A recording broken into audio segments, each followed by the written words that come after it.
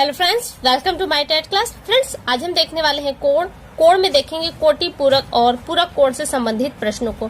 इन्हें युग्म कोण भी कहा जाता है क्योंकि दो कोणों का जोड़ा बनकर ही कोटि पूरक कहलाएगा या फिर आपका समपूरक कोण कहलाएगा। तो इस पे जो आधारित प्रश्न इन्हें हम देखते हैं। देखिए यहाँ पे जो पहला प्रश्न है वो है दो कोटि पूरक कोणों का अंतर 50 है, कोण बताइए। अब सवाल सामने आ गया, लेकिन बात अभी आती है कि कोटि पूरक और समपूरक कोण है क्या। कोटि पूरक कोण 90 अंश का होता है। जब दो कोण मिलकर 90 अंश बनाते हैं, यानी कि दो कोणों का योग अगर 90 अंश आता है तो वो आपके दोनों कोण, क्योंकि युग्म कोण बनकर ही आपके कोटि कोण बनेंगे। तो यहाँ पे अब दो ऐसे कोण होंगे जिस मान लीजिए एक 30 अंश का है और एक 60 अंश का कोण है, तो ये दोनों कोण कोटि पूरक कहलाएंगे क्योंकि दोनों का योग आपका 90 आ रहा है। उसी तरह से संपूरक कोण होता है और संपूरक कोण 180 अंश का होता है। तो दो कोण मिलकर 180 अंश बनाते हैं तो वो दोनों कोण आपस में संपूरक कोण कहलाते हैं। लेकिन ऐसा नहीं है कि हम एक ही लाइन पे इनको काट के दो कोण बना देंगे, दो कोण अलग अलग होते हैं और ये क्या कहलाएंगे, कोटि पूरक या एक दूसरे का संपूरक कोण कहलाएंगे। अब यहाँ पे देखिए प्रश्न जो है आपका वो है दो कोटि पूरक कोणों का अंतर 50 है, कोण बताइए। कोटि पूरक कोण दो होंगे ही क्योंकि दो कोणों को मिलाकर ही कोटि पूरक कोण बनेगा। और कोटि पूरक कोण कितने का होता है, तो ये ध्यान दीजिए कि कोटि पूरक कोण 90 अंश का होता है, वहीं संपूरक कोण की बात करते ये 180 अंश का होता है। तो कोटि पूरक कोण कह रहा है कोणों का अंतर जो है 50 है, कोण बताइए। तो कोण 90 अंश का है, कोटि पूरक कोण आपका 90 अंश का है। उसमें से हम पहले क्या करेंगे, ऐसे सवाल में पहले ही 50 को माइनस कर देंगे, बचेगा क्या आपका 40। और ये 40 कितने कोण के बराबर है, इन दो कोणों के बराबर है। तो 40 बटे में हम 2 कर देंगे, आ जाएगा आपका 20।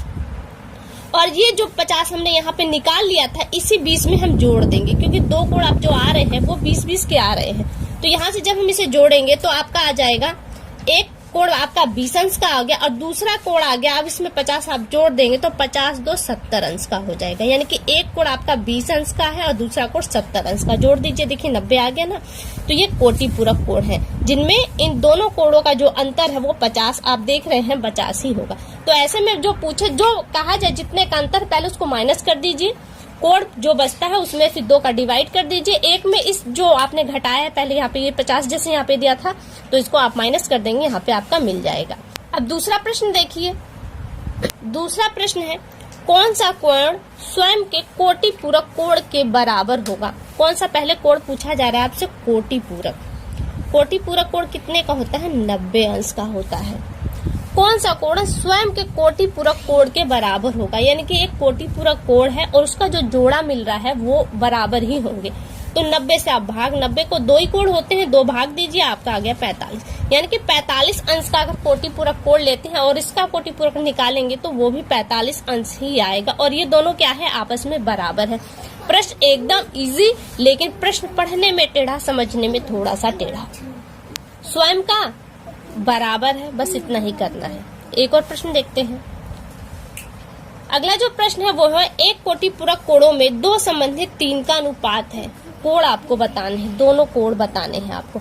देखिए अनुपात समानुपात अक्सर प्रश्न में बन जाते हैं, क्षेत्रफल के भी प्रश्न में बनते हैं, तो इसलिए मैंने अनुपात और समानुपात की वीडियो आपको पहले ही दे दी थी। तो आइए यहाँ पे देखते हैं। कोटि पूरक कोण है तो कोटि पूरक कोण होता कितने का है, 90 अंश का। तो आपने पहले 90 लिख लीजिए और इनका जो अनुपात है वो क्या है, 2 संबंधित 3। सूत्र देखेंगे तो लंबा हो जाएगा, तो सूत्र मत देखिए। 3 2 कितने होंगे, 5। इस 5 से आप 90 को भाग दे देंगे, क्या मिलेगा आपको, 5 एकम 5, 5 अट्ठे 40, यानी कि 18 आया इसको काटने पर। आपसे किसका पूछा है, अगर पहले वाले कोण का पूछा है तो इसी 18 में आप 2 का गुणा कर देंगे, लेकिन दूसरे वाले का पूछा है तो इसी 18 में आप दूसरे वाले के 3 का गुणा कर देंगे, आपको आंसर मिल जाएगा। 18 दूना 36, 18 तिया 54। जोड़ दीजिए, देखिए इसका योग 90 आ रहा है, 90 आ रहा है तो ये आपका सही है। 6 4 10 का 0, 5 3 8 1 9, 90 आ गया, यानी कि ये सवाल सही है। जो कोणों का अनुपात है वो क्या है, 2 संबंधित 3, और जो कोणों का मान निकल कर आया है वो 36 और 54 निकल कर आया है। एक और प्रश्न देख लेते हैं। ये प्रश्न है 140 अंश के संपूरक कोण का कोटि पूरक कोण क्या होगा। प्रश्न टेढ़ा है, ध्यान दीजिए।